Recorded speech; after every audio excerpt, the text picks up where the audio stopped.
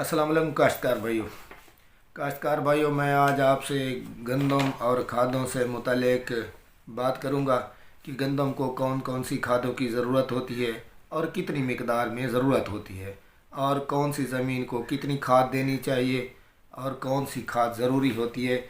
इसके अलावा जो ट्यूबवेल से सैराब ज़मीन है उसके लिए कौन कौन सी खादें ज़रूरी होती हैं, और जो नहर से सैराब ज़मीन है उसके लिए कौन सी खादें हमें डालने की इतनी ज़्यादा ज़रूरत नहीं होती। तो सबसे पहली पहली बात तो ये कर लेते हैं कि गंदम की कितनी पैदावार हमें हासिल होती है। तो अगर एक काश्तकार को गंदम की 30 मन यानी 12 बोरी पैदावार हासिल होती है तो यूँ समझ लें कि काश्तकार की जेब से पैसे जा रहे हैं, यानी वो घाटे में है। इसी तरह एक काश्तकार को 40 मन यानी 16 बोरी पैदावार हासिल होती है गंदम की, तो यूँ समझ लें कि वो 10,000 लगा कर 15,000 रुपया उसको आमद हासिल होगी। 10,000 अखराजात का निकाल ले तो 5,000 का उसे प्रॉफिट होगा। और अगर एक ऐसा काश्तकार है जिसको 50 मन गंदम की पैदावार हासिल होती है यानी 20 बोरी, तो यूँ समझ लें कि उसने 10,000 लगाया तो उसे 20,000 का की टोटल पैदावार हासिल हुई। 10,000 उसका ख़र्चा हुआ तो 10,000 पे 10,000 उसका प्रॉफिट होगा। तो इसके अलावा हमारे यहाँ जो पाकिस्तान में है गंदम की औसत पैदावार है वो 22 से 26 मन फ़ी एकड़ पैदावार हासिल हो रही है। हालांकि हम देखते हैं तो दूसरे ममालिक में ये पैदावार जो है 60 मन 70 मन तक चली जाती है। तो उसकी वजह यह है कि हमारे तरीक़ा काश्त में फ़र्क है। हमें अपने तरीक़ा काश्त को बदलना होगा। हम जो तरीक़ाकार हमने अख्तियार किया वो काफ़ी पुराना और फरसूदा है, और खादें देने का निज़ाम भी हमारा वो सही नहीं है। बाज़ औक़ात हम ज़रूरत से ज़्यादा खादें डाल देते हैं और बाज़ औक़ात हम ज़रूरत से कम खादें डाल देते हैं। दूसरा, ज़मीन का हम तज्ज़िया नहीं करवाते। हमें ये पता नहीं होता कि उसमें फ़ास्फोरस की कितनी कमी है, नामियाती मादे की कितनी कमी है। फ़ास्फोरस की बाज़ औक़ात इतनी ज़रूरत नहीं होती और हम उससे ज़्यादा मकदार में उसको फ़ास्फोरस दे देते हैं। या हमें ये भी पता नहीं होता कि ज़मीन हमारी ज़रख़ेज़ है, मैरा है, भारी मैरा है, कलराठी है, रेतली है, कौन सी है। तो उस हिसाब से हम अपना जो है खादों का प्लान सही तरतीब नहीं देते, ज़मीन का तजिया नहीं करवाते। और दूसरी जो सबसे अहम बात है जिसकी वजह से हमारी पैदावार में कमी वाक़ई हो रही है वो है ज़मीन की तैयारी का तरीका। यानी जब हम ज़मीन की तैयारी करते हैं तो हम उसका जो है लेवल वो सही नहीं करवाते। तो लेज़र लेवल करवाना चाहिए, ज़ीरो लेवल करवाना चाहिए। जब तक आप लेज़र लेवल नहीं करवाएंगे तो आप सही पैदावार हासिल नहीं कर सकते, क्योंकि गंदम एक ऐसी फसल है जिसको कम मकदार में पानी की ज़रूरत होती है। और हमारे यहाँ जो लेवल राइज है वो आम ट्रैक्टर से करवाते हैं। आम ब्लेड होता है और उसमें हम जो है ज़मीन एक साइड से थोड़ी सी नीचे रख देते हैं, यानी ढलवान ज़मीन बना देते हैं, जिसकी वजह से पानी वहाँ ज़्यादा खड़ा रहता है और गंदम की पैदावार मुतासर होती है। तो नाज़रीन, आए अब बात कर लेते हैं गंदम की पैदावार हासिल करने के लिए कितनी नाइट्रोजन दरकार होती है और कितनी फास्फोरस दरकार होती है। तो गंदम का एक मन पैदावार हासिल करने के लिए एक मन पे 600 ग्राम नाइट्रोजन दरकार होती है। 40 मन गंदम के लिए 24 किलोग्राम नाइट्रोजन दरकार होती है। इसी तरह 50 मन गंदम के लिए 30 किलोग्राम नाइट्रोजन दरकार होती है। 60 मन गंदम की पैदावार लेने के लिए 36 किलोग्राम नाइट्रोजन की ज़रूरत होती है। लेकिन चूँकि जो हम नाइट्रोजन की जो हम मकदार देते हैं तो वो जो गंदम का पौधा होता है उसकी जड़ें ज़मीन के अंदर इतनी ज़्यादा गहराई में नहीं होती, ज़मीन की ऊपर वाली सतह पर होती है। ज़्यादा से ज़्यादा 6 से 8 इंच तक गहरी होती हैं।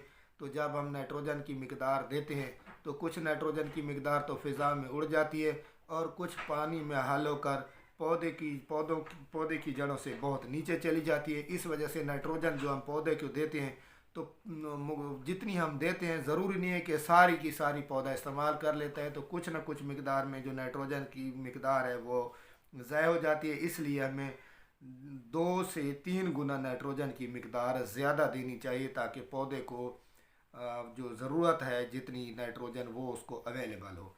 अब हम फास्फोरस को डिस्कस कर लेते हैं। तो एक मन गंदम की पैदावार लेने के लिए गंदम के पौधे को 400 ग्राम फास्फोरस की ज़रूरत होती है। 40 मन गंदम की पैदावार लेने के लिए 16 किलोग्राम फास्फोरस की ज़रूरत होती है।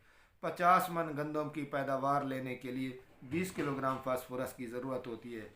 60 मन गंदम की पैदावार लेने के लिए 24 किलोग्राम फास्फोरस की ज़रूरत होती है। तो इस फार्मूले को अगर हम देखें तो गंदम को फास्फोरस की बजाय नाइट्रोजन की ज़्यादा ज़रूरत होती है। तो फास्फोरस और नाइट्रोजन का तनासब, यानी नाइट्रोजन ज़्यादा होनी चाहिए और फास्फोरस कम होनी चाहिए। यानी आम तौर पर फास्फोरस का 2 से 1.5 बोरी फी एकड़ काफ़ी होती है, और नाइट्रोजन जो यूरिया है वो 2 से 3 बैग यूरिया हमें ज़मीन को देना चाहिए।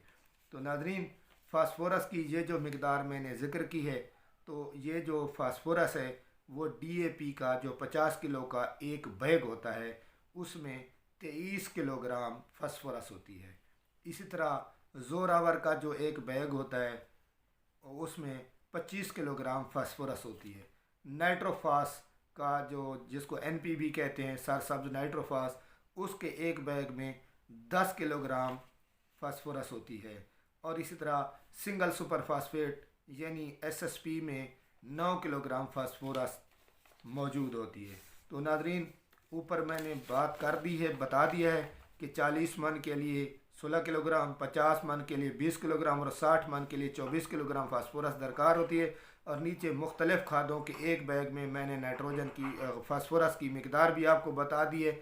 तो इस लिहाज से आप अपने फार्मूला को तरतीब दे लें, जितनी फास्फोरस दरकार होती है उतनी फास्फोरस दें।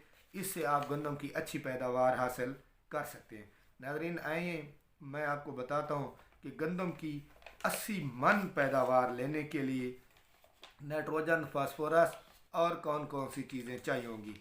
तो अगर आप 1 एकड़ से 80 मन पैदावार लेना चाहते हैं, टारगेट 80 होना चाहिए, लेकिन 80 हमारी ज़मीनें जो हैं वो 80 मन पैदावार लेने की सलाहियत नहीं रखती, लेकिन टारगेट 80 रखेंगे तो 50 से 60 मन पैदावार फी एकड़ हासिल होगी। और हमें 50 मन या 60 मन, कम अज़ कम 60 मन तक पैदावार हर हाल में लेनी चाहिए, और वो हम ले सकते हैं। बेहतरीन फर्टिलाइज़र प्लान और पानी लगाना, ज़मीन सही तरीक़ा से लेवल की हुई, और ये सारा कुछ करके हम 60 मन पैदावार ले सकते हैं। गंदम का बीज भी अच्छी तरह का, वो बीजों के मुतालिक मैं पहले बात कर चुका हूँ। और कुंगी और रस्ट से बचाव के लिए बीएमएम इक़दामात उठाने चाहिए, उसके लिए मेरी अलग से एक वीडियो आएगी। तो 1 एकड़ से 80 मन गंदम लेने के लिए नाइट्रोजन आपको चाहिए 80 किलोग्राम, फास्फोरस आपको चाहिए 32 किलोग्राम। और एक और बात, जो हमारे यहाँ जो ट्यूबवेल से सराब ज़मीन है और उसमें पोटाश और जिंक सल्फेट लाजमी देना चाहिए, क्योंकि हमारी ज़मीनों में 40 से 50% तक जिंक और बोरान की कमी होती है, और जिंक हम दे देते हैं। इसके अलावा सल्फ़र भी गंदम की पैदावार में अहम किरदार अदा करता है। तो नाइट्रोजन 80 किलो, फास्फोरस 32 किलो के साथ पोटाश का यानी एसओपी का एक बैग लाजमी इस्तेमाल करना है। जिंक सल्फेट के 10 किलोग्राम में जिंक भी शामिल होगा और सल्फ़र भी शामिल होगा, और बोरान 3 किलोग्राम। तो ये अगर आप खादों का इस तरह प्लान तरतीब देंगे, और जो पानी देने का तरीक़ाकार है उसको अगर बेहतरीन तरीके से करेंगे, और अच्छी ज़मीन आपकी है, यानी मेरा ज़मीन है, तो उससे आप 80 मन पैदावार आसानी से ले सकेंगे। इस फार्मूला को अगर आप देखें तो इसमें भी नज़र आ रहा है नाइट्रोजन 80 किलो और फास्फोरस 32 किलो, यानी नाइट्रोजन की ज़्यादा मिकदार चाहिए होती है। इसी तरह एक दरमियानी ज़मीन है, उसके लिए है जनाब, दरमियानी ज़मीन अगर है आपकी, तो आप उसमें नाइट्रोजन की जो मिकदार है वो आप देंगे 46 किलो, जो तकरीबन 2 बैग यूरिया से आपकी कमी पूरी हो जाएगी। फास्फोरस के 35 किलो, यानी तकरीबन 1.5 बैग آپ نے ڈی اے پی کا اس میں دینا ہے۔ پوٹاش 25 کلو یعنی ایک بیگ ایس او پی کا، زنک سلفیٹ 10 کلو گرام اور بوران 3 کلو گرام۔ تو یہ آپ کھاد کا اگر پلان ترتیب دیں گے تو آپ کو انشاءاللہ گندم کی بہت اچھی پیداوار حاصل ہوگی۔ اسی طرح آپ کی زمین اتنی اچھی نہیں ہے اور ایک کمزور زمین ہے تو اس کے لیے نائٹروجن آپ کو چاہیے ہوگی 64 کلو گرام، جو عام طور پر 2 سے 3 بیگ آپ کو درکار ہوں گے۔ فاسفورس 64 کلو گرام یعنی ڈی اے پی کے 2 کلو گرام، نائٹروجن 64 کلو کے لیے یوریا کے 2 سے 3 بیگ اور فاسفورس 64 کلو گرام کے لیے ڈی اے پی کے 2 بیگ چاہیے ہوں گے، اور ایس او پی کی 25 کلو یعنی کم از کم ایک بیگ 50 کلو والا ایس او پی، زنک سلفیٹ 10 کلو گرام اور بوران 3 کلو گرام۔ تو ناظرین، یہ جو 4 اس میں ایٹم آ رہے ہیں، nitrogen, phosphorus, potash, zinc sulphate اور بوران۔ تو نائٹروجن جو ہوتی ہے، نائٹروجن یہ پودے کے قد میں اضافہ کرتی ہے، اور جتنا زیادہ قد میں اضافہ کرتی ہے تو جتنا زیادہ قد ہوگا تو اس کا سٹا یعنی جو سٹے میں سٹے میں دانے بنتے ہیں، ان کو جو خوراک چاہیے ہوگی وہ پتوں میں بنتی ہے اور انہی حصوں میں سٹور بھی ہوتی ہے۔ تو جتنا لمبا اس کا قد ہوگا اتنی زیادہ خوراک ملے گی، اتنا زیادہ دانہ موٹا ہوگا اور اتنی زیادہ آپ کی پیداوار میں اضافہ ہوگا۔ اس طرح یہ جو فاسفورس ہے، فاسفورس کا کردار ہے یہ پودے کی ٹلرنگ میں، اس کی شاخیں بننے میں اس کا اہم کردار ہوتا ہے، اور اس کے علاوہ یہ جو فاسفورس ہوتی ہے یہ پودے کو نائٹروجن کو اویلیبل کرتی ہے، اس کو مہیا کرتی ہے۔ تو جتنی زیادہ فاسفورس ہوگی تو اس کا جو ہے ایک تو گرینری لش گرین ہوگی آپ کی، یعنی سیاہ قسم کا سبز رنگ، کالا رنگ بھی عام طور پر کہتے ہیں، گہرا سبز رنگ ہوگا، تو اچھی اس میں کلوروفل ہوگا، اچھی خوراک ہوگی، زیادہ دانے بنیں گے، لمبا سٹا بنے گا اور زیادہ پیداوار حاصل ہوگی۔ اور اس کے علاوہ یہ جو فاسفورس ہے یہ جڑوں کی بڑھوتری میں بھی اس کا اہم کردار ہے، تو یہ جڑوں کو بڑھائے گی، تو جتنی زیادہ لمبی جڑیں ہوں گی اتنا زیادہ یہ پودا زمین سے خوراک بھی زیادہ لے گا اور زمین میں مضبوطی سے گڑا رہے گا، گرے گا نہیں، اور اس کی وجہ سے بھی آپ کی پیداوار میں اضافہ ہوگا۔